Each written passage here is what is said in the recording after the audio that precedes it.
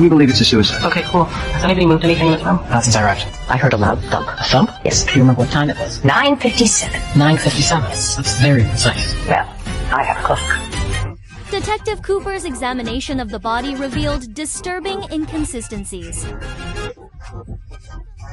Presidential advisor Harry visibly relaxed at this finding, eager to declare it a suicide that wouldn't compromise White House security. But Cooper demolished this convenient theory with devastating logic. Where's the blade for these wounds? Who slashes both wrists? These cuts show no hesitation marks, and the angles contradict self-infliction. Plus, the blood spatter's all wrong.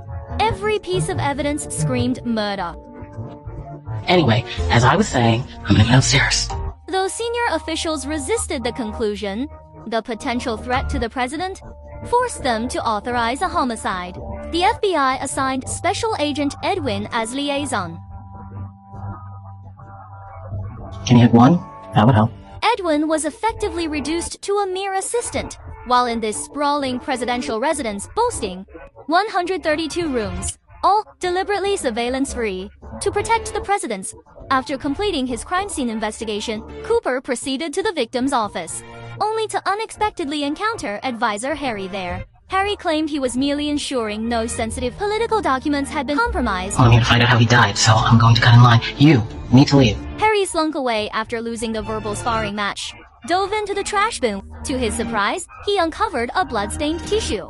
This damning evidence proved conclusively that the billiard room was merely a secondary crime scene. Both the police commissioner and president himself were desperate to contain the scandal. But secrets never stay buried in the White House. Someone leaked news of the murder to the banquet hall. The international guests instantly transformed into an audience of curious onlookers. The Australian Prime Minister went so far as to personally visit the investigation office. Chief Usher, dead man upstairs. He's wearing your shirt, which is covered in blood. You're wearing his, so I'm wondering why you're wearing a dead man's shirt. The Aussie foreign minister became suspect number one.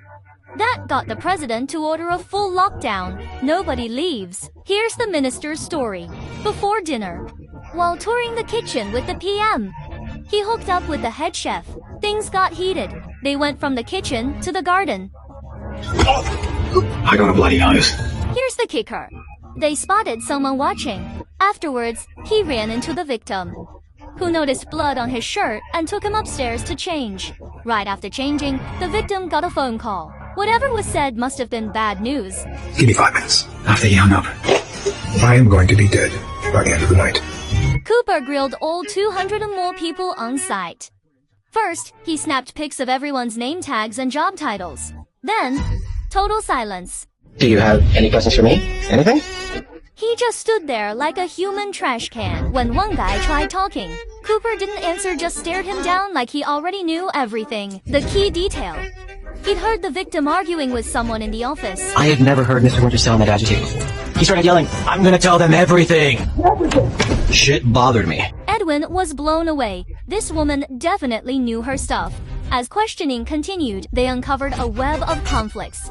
The victim had fought with the florist, the ex-first lady, the housekeeper. Problem was, everyone's story contradicted. Soon, even whether there'd been a fight at all became unclear. They traced the call to Winter's opposite came from the White House gardener, Emily's room, where they also found matching glass fragments. Cooper suddenly turned and strode outside, then froze. Above him, a hunting hawk circled. In that instant, he knew exactly what to do. Force the killer to reveal themselves. Like the hawk spotting weakness in a flock. Cooper knew murderers always slip up when faced with their victim. The others would gasp or look away, but the guilty one, their reaction would betray them. The moment the body passed through, the crowd erupted in hushed whispers, except for the pastry chef. He slipped straight back to the kitchen. Cooper's eyes locked onto the blue smudge on the chef's back, chalk from the billiard table. Then there was the real motive, White House banishing it to some forgotten china room. 2 days before Christmas, a maintenance worker made a grisly discovery. Winter's body in the gingerbread display, stabbed in the back. The pastry chef immediately denied any knowledge, claiming he had no idea how the blue chalk got on his clothes. No, I'll take that. Potential evidence. Potential evidence of what? Murder. Cooper kept the stained jacket as potential evidence if the chef was the killer. Those marks would damn him. Then came the clincher.